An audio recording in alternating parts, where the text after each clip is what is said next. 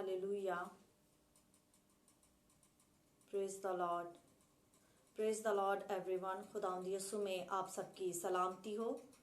मैं एवेंजलिस्ट और सुधाकर आज एक बार फिर से खुदावंद के नाम को इज्जत और जलाल देने के लिए शकायना वर्शिपर पेज पर आपकी खिदमत में। खुदावंद आप सबको कसरत से बरकत दे। हालेलुया। जो हमारे साथ जुड़ रहे हैं मैं उनके लिए उनको वेलकम कहती हूँ। Hallelujah, hallelujah. सबसे पहले हम वर्शिप करेंगे, क्योंकि जब हम वर्शिप करते हैं तो हमारे बंधन टूटते हैं, मसा से जुए टूटते हैं। हम वर्शिप करेंगे, उसके बाद हम खुदावंद को नाम को इज्जत और जलाल देंगे। हम खुदावंद की आवाज़ को सुनेंगे और उसके बाद जो प्रे रिक्वेस्ट हमें मौसूल होंगी हम उनके लिए प्रे करेंगे। हालेलुया।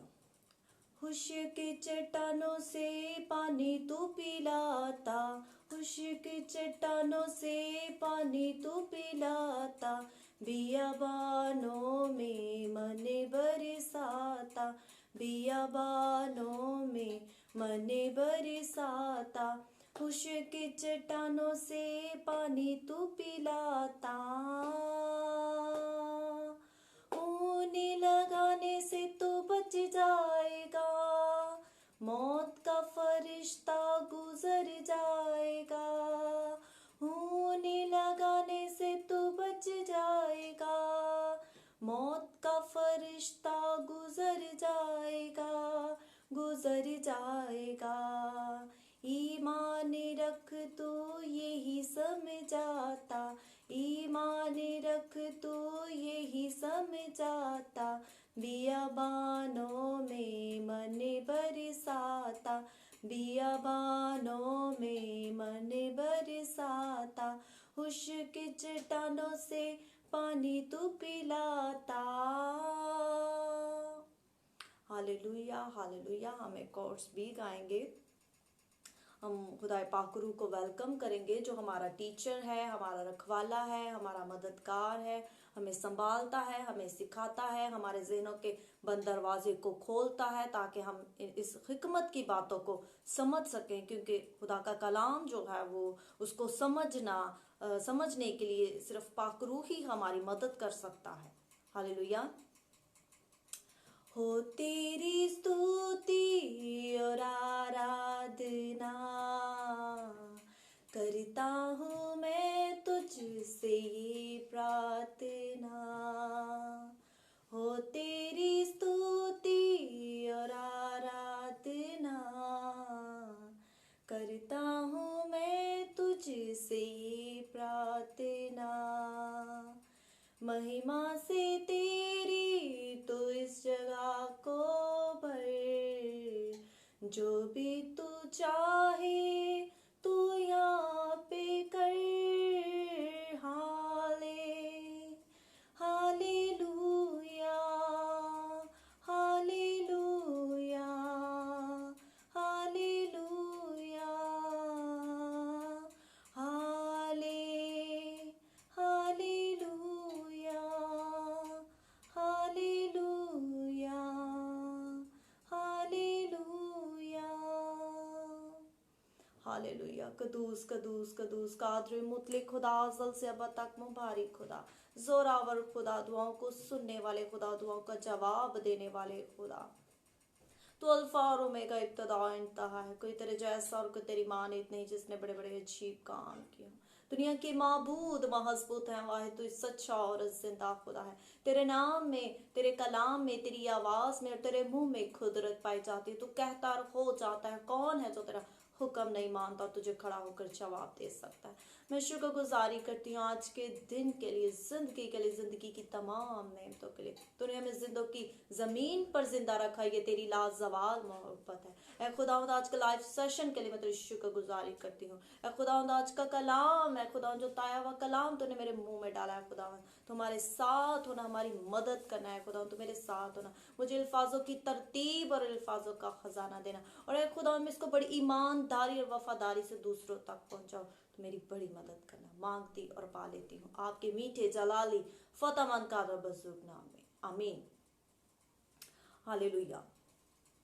जैसा कि आज पूरी दुनिया पर थैंक्स गिविंग डे सेलिब्रेट किया जा रहा है, तो मैं आपको हैप्पी थैंक्स गिविंग डे जो है वो आपको विश करती हूँ। खुदावंद की शुक्रगुजारी करें हर वक्त।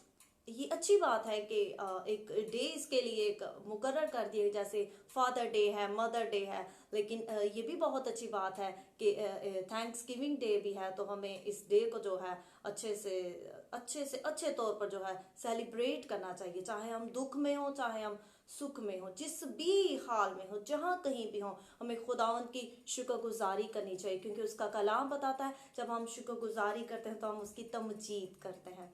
और ज़रूरी नहीं कि हम सिर्फ खुशी के वक्त ही, या जब हमारे जो काम हम कहते हैं खुदावंद हमारा ये काम हो जाएगा तो हम तेरी शुक्रगुजारी करेंगे, हम चर्च में ये लेकर जाएंगे, ये लेकर जाएंगे, तो ऐसा नहीं। अगर आप दुख में भी हैं तो फिर भी आप खुदावंद की शुक्रगुजारी करें, क्योंकि वो उसी को डांटता और छांटता है, तंबीह करता है, जिससे वो प्यार करता है, ताकि हम और फल लेकर आए। हालेलुया।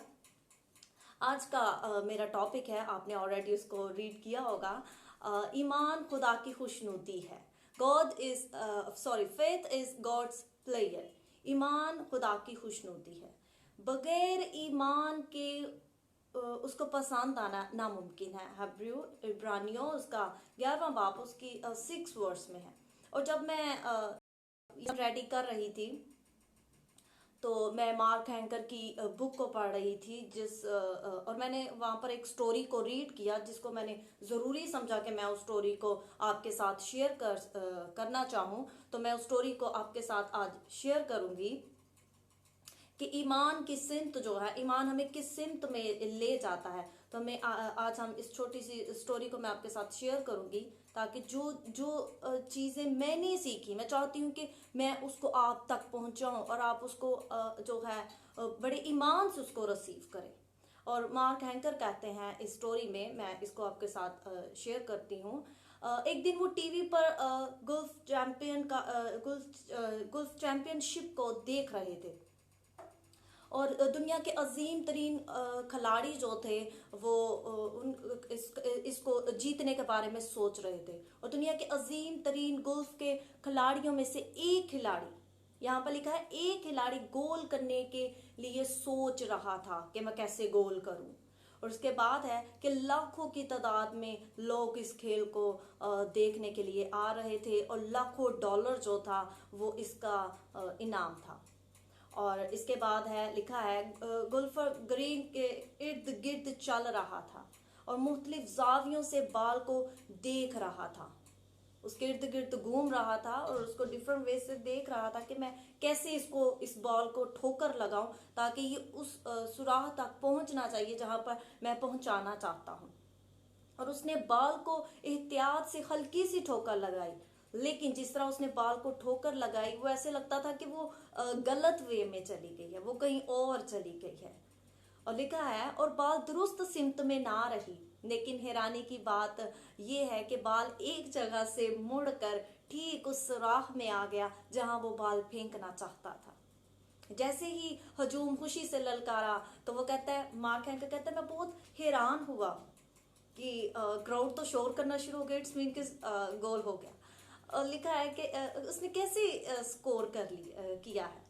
और वो ये सोच रहा था कि हो सकता है कि उसने बाल को गलत रुख पर जो है उसने उसको फेंका हो, लेकिन जो कि वो टीवी देख रहे थे और टीवी में वो जमीन के खतू खदाल को नहीं देख सकता था, तो दर हकीकत इसका गोल्फर बाल को इस ग्राउंड की ऊंची सतह की तरफ फेंकता था, क्योंकि ऊपर से बाल जब निचली जानिब जिसमें रफ्तार में आना था वो बहुत ज़रूरी था। और उस गोल्फर ने ठीक तौर से परख कर बाल को इस सुराख में फेंक दिया। इसी तरह खुदा भी चैंपियन है, खुदा हमारी जिंदगियों का चैंपियन है, और हम एक बॉल की तरह हैं। और वो जो है वो ज़मीन के खदू खदाल को जानता है। और जब कभी हम समझते हैं कि खुदा हमें ठीक रुख की तरफ नहीं लेकर जा रहा, तो ये हमारी सोच है। खुदा इस ज़मीन का बनाने वाला खुदा है। वो इस ज़मीन के हदो-हदाल को जानता है और वो हमारी कमी कमज़ोरियों को भी जानता है कि हमारे अंदर जो है वो क्या कमी कमज़ोरियां हैं। तो वो इसीलिए हमें ठीक रुख की तरफ लेकर जाता है ताकि हम अपनी तकदीर को पा सकें, अपनी मंजिल को पा सकें। तो जब हम ये सोचते हैं कि खुदा हमें गलत रुख की तरफ लेकर जा रहा है तो खुदा उस वक्त बिल्कुल ठीक डायरेक्शन जो है वो हमें लेकर जा रहा होता है। और इस दुनिया में हर मर्द हर औरत अपनी तकदीर को हासिल कर सकते हैं, अपनी मंजिल को हासिल कर सकते हैं, अपनी कामयाबियों को हासिल कर सकते हैं। और जब ऐसा मालूम हो कि खुदा आपको गलत रुख की तरफ भेज रहा है तो याद रखें वो एक चैंपियन है, वो इस काबिल है कि वो पाक रूह की कुदरत से हमें हमारी मंजिल मकसूद तक लेकर जाने की कुदरत रखता है। हालेलुया। आप कमेंट्स में हालेलुया लिख सकते हैं। और इसी तरह जब मैं बाइबल स्टडी कर रही थी और जब मैंने मरकज़ 5 बाब उसकी रीडिंग कर रही थी और वहाँ पर एक औरत का जिक्र है जो 12 वर्ष से जिसका खून जारी था। और वहाँ पर लिखा है कि जब खुदा उसका ईमान था कि मैं उसकी जो है पोशाक को छू लूंगी, उसके ड्रेस को छू लूंगी। खुदावंद यीशु ने जो चोगा पहना होता था मैं उसके ड्रेस को छू लूंगी तो मैं शिफा पा जाऊंगी। ये उसका ईमान था, ये उसका फेथ था। आज हम सबको इस बात पर गौर करने की जरूरत है कि हमारा फेथ कैसा है, हमारा फेथ कैसा होना चाहिए, हमें अपने फेथ में कैसा होना चाहिए। और खुदावंद यीशु ने, बेशक खुदावंद यीशु ने उसको शिफा दी, लेकिन खुदावंद यीशु ने उसको वहां पर कुछ कहा। खुदावंद यीशु ने उसको क्या कहा कि तेरे ईमान ने तुझे अच्छा किया। और अगर उसका ईमान उसको अच्छा कर सकता है तो आपका ईमान जो है वो आपको भी अच्छा कर सकता है, क्योंकि शिफा देने की कुदरत सिर्फ यीशु ही है जो हमारा मनज्जी है, हमारा नजात दहिंदा है। लेकिन आपके अंदर ईमान होना चाहिए। आपने जिससे शिफा लेनी है उसके ऊपर आपको ट्रस्ट होना चाहिए। हम इस दुनिया में रहते हुए अपने शोहर पर, अपने बहन भाइयों पर, अपने माँ बाप पर, अपने फ्रेंड्स पर, अपने कजन पर बहुत ज्यादा ट्रस्ट करते हैं, लेकिन जो हमारा हालिक और मालिक है, जो हमारा छुड़ाने वाला है, हम उस पर क्यों ट्रस्ट नहीं करते। और ऐसे ही उससे पहले लिखा है कि ये औरत से पहले लिखा है, वो इसकी स्टोरी से पहले वहां पे ये लिखा है कि वो सरदार के जो यायर था उसके घर पर जा रहे थे क्योंकि उसकी बेटी बीमार थी। और जब उन्होंने उसको कहा कि तेरे ईमान ने तुझे अच्छा किया तो फौरन यायर के नौकर ने आकर उसको कहा कि तेरी बेटी मर गई। उस वक्त ये यार के लिए उस वक्त ये जो इतला थी, ये जो इन्फॉर्मेशन थी उसके लिए बहुत ख़ास थी। ये कोई छोटी बात नहीं थी कि तेरी बेटी मर गई। उसने वहाँ पर कोई रोना पिटना शुरू नहीं कर दिया और उसने वहाँ पर ईमान को मजबूती से थामे रखा। और खुदावंद यीशु ने उसको भी एक बात कही, खुदावंद यीशु ने उसको भी एक बात कही और उसने मुझे ऐसा लगता है कि यार ने वहाँ पर कुछ सीखा। इससे पहले कि खुदावंद यीशु यार के घर पे जाते, यार ने वहां पर एक मोजज़ा देख लिया था जिसकी वजह से उसमें ईमान की मजबूती आ गई थी। समटाइम हम बहुत ज़्यादा मीटिंग्स में जाते हैं, बड़े बड़े फेस्टिवल पर जाते हैं, वहाँ पर बहुत मोजज़ात होते हैं। और हो सकता है कि आपसे पहले कोई आदमी आगे आपके खड़ा हो और उसने शिफा पा ली और आपको चाहिए कि और हो सकता है कि हम उसको देखकर हमने उस तरह से ट्रस्ट भी ना किया हो, लेकिन यार ने ऐसा किया। यार ने उस औरत को देखकर और ईमान को मजबूत कर लिया और खुदावंद यीशु ने उसको कहा कि खौफ ना कर, फक्त इत्तकाद रख। और उसने वो ही किया क्योंकि वो जानता था कि अगर इसकी पोशाक में, इसके कपड़ों में इतनी कुदरत है तो इसके लफ्जों में, इसके हाथों में, ये मेरे घर में आ जाने से मेरे घर में कितनी बरकत होगी। हालेलुया। और उसने क्या किया, उसने उस वक्त खुदावंद यीशु की बात को माना। उसने खौफ को अपने अंदर ना आने दिया। अगर वो खौफ को अपने ऊपर तारी होने देता तो वो कभी भी अपने मौजा को रिसीव नहीं कर सकता था।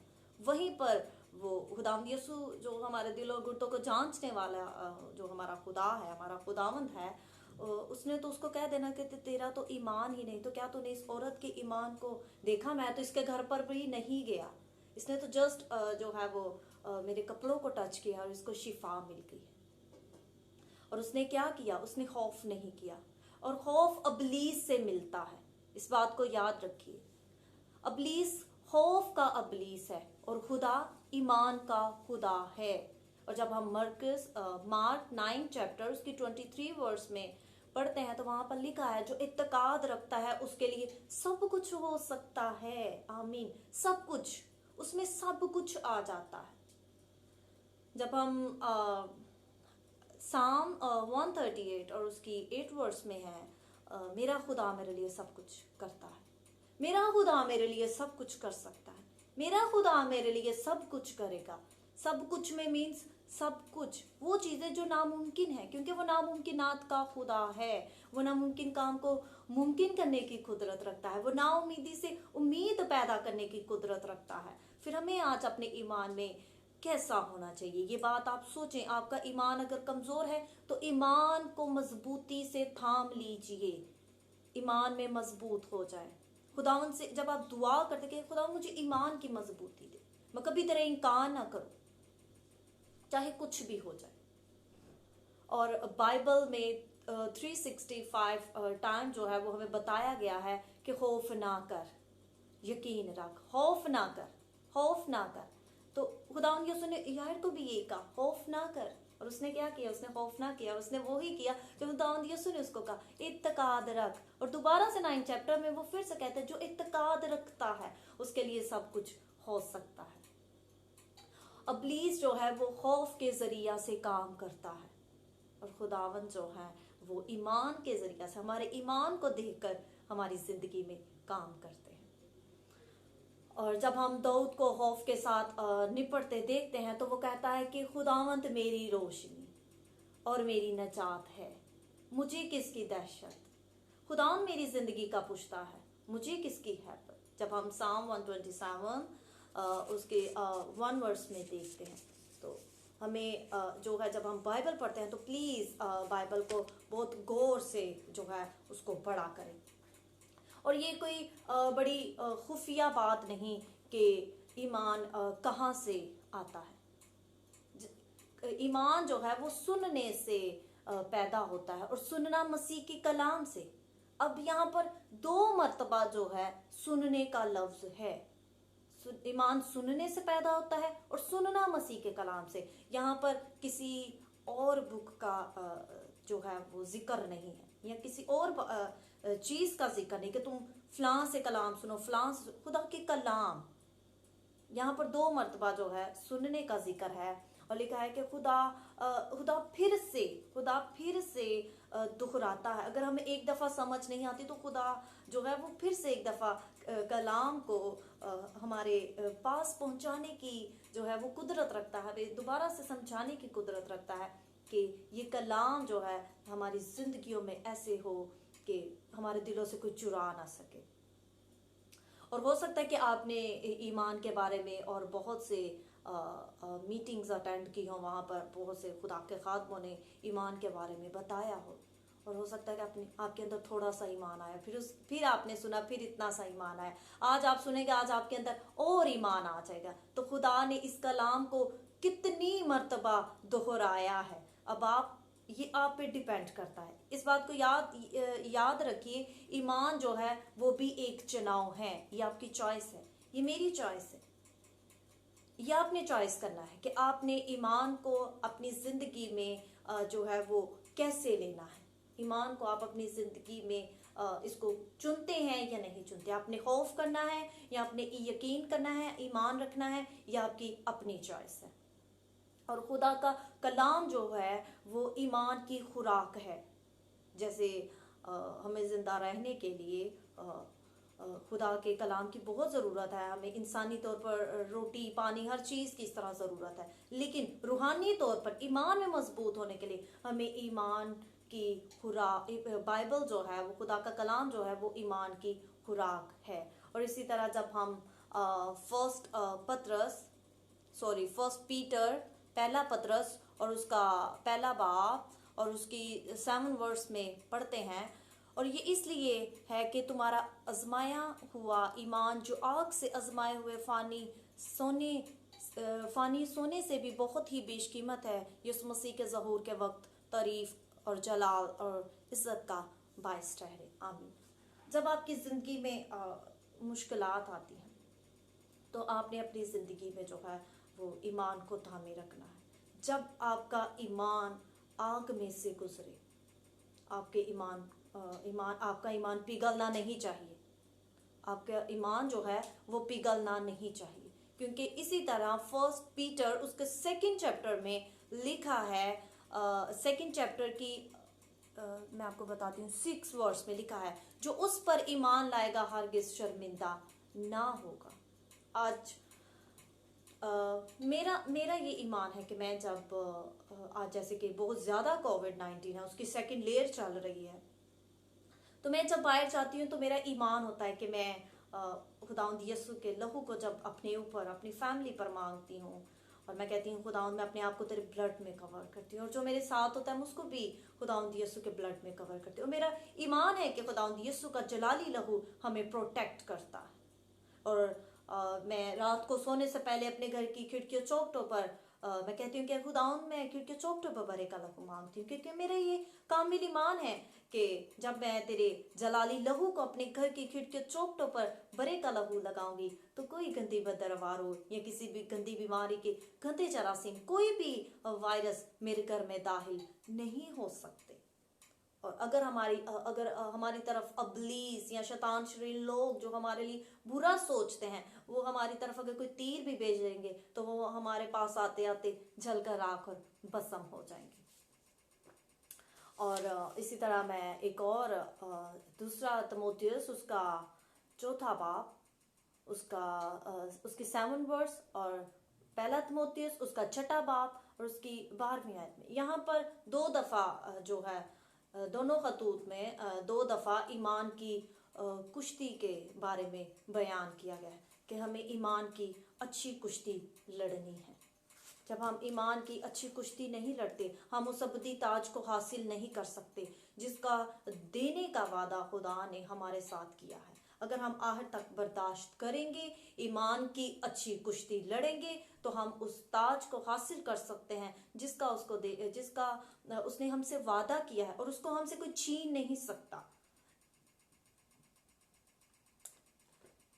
आपने ईमान की जो है अच्छी कुश्ती लड़नी है। लास्ट में मैं आपसे एक और बात है जो मैं बहुत ज़रूरी समझती हूँ कि मुझे आपके साथ शेयर करनी चाहिए। फर्स्ट तिमोथियुस उसका 4th चैप्टर और उसकी 7 वर्स में लिखा है, मैं इस वर्स को बाद में पढ़ूंगी, मैं सबसे पहले आपके साथ एक बात शेयर करना चाहती हूँ। बहुत सी ऐसी माएँ हैं जो बहुत काफ़ी देर बाद उनके घर में औलाद होती है, वो औलाद की आरज़ू करते, उन्हें औलाद नहीं मिलती, लेकिन जब उन्हें औलाद मिल जाती है तो या उनके बच्चे बहुत खूबसूरत होते हैं कुछ भी, तो वो अपने बच्चों के इधर बाजू पर या गले में या कहीं पे भी टांग पर वो एक धागा सा बांध देते हैं, रेड और ब्लैक धागा जो है वो उसको बांध देते हैं। क्या हमें ऐसा करना चाहिए? क्या धागे हमारे बच्चों को प्रोटेक्ट कर सकते हैं? हमारा ईमान धागों पर है। और जब हमारे घरों में बच्चे होते हैं, हमारी माएँ जो हैं जो पीछे से अपनी माओं से वो अपनी माओं से ये सीखती हैं कि ताले और पता नहीं क्या क्या वो वजनी चीज़ें उठाकर, छुरियाँ चाकू उठाकर बच्चे के जो है वो सरहाने रखते हैं।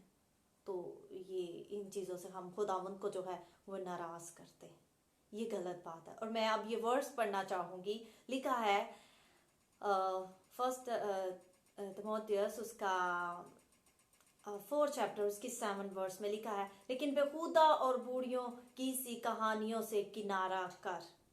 हमें जो है इन बातों से किनारा करना है।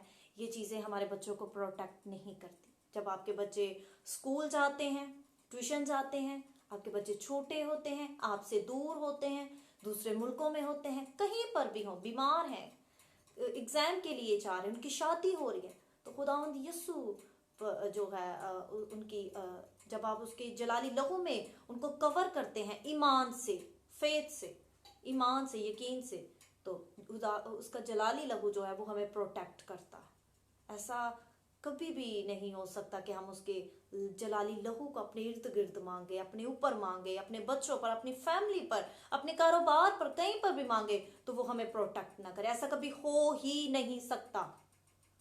तो आज आपको अपने ईमान में कैसा होना चाहिए, आज आपको सोचने की जरूरत है। अगर आपका ईमान कमजोर है तो ईमान में मजबूत हो जाए। खुदा जो है वो सब कुछ कर सकता है। हमारा खुदा हमारे लिए सब कुछ कर सकता है। हालेलुया। अपने ईमान में बहुत ज़्यादा मजबूत हो जाए, क्योंकि अभी जैसा दौर चल रहा है, जो बेदीनी का दौर है, अगर आप ईमान में मजबूत नहीं हो जाए होंगे तो आपके बच्चे भी जो है वो भी ईमान में मजबूत नहीं होंगे। आपको रौंद दिया जाएगा। आपने कभी भी, अभी जो आगे ये वक्त आ रहा है, हो सकता है कि आपको मार दिया जाए, आपको अदालतों में घसीटा जाए, लेकिन आपने वहां पर जो है गवाही देनी है। किस बात की गवाही देनी है? कि हम अपने यीशु को नहीं छोड़ सकते, हम उसका इनकार नहीं कर सकते। लिखा है यहाँ पर फर्स्ट तिमोथियस उसका 6th चैप्टर और उसकी 12 वर्स में लिखा है, ईमान की अच्छी कुश्ती लड़, उस हमेशा की जिंदगी पर कब्जा कर ले जिसके लिए तू बुलाया गया था और बहुत से गवाहों के सामने अच्छा इकरार किया था।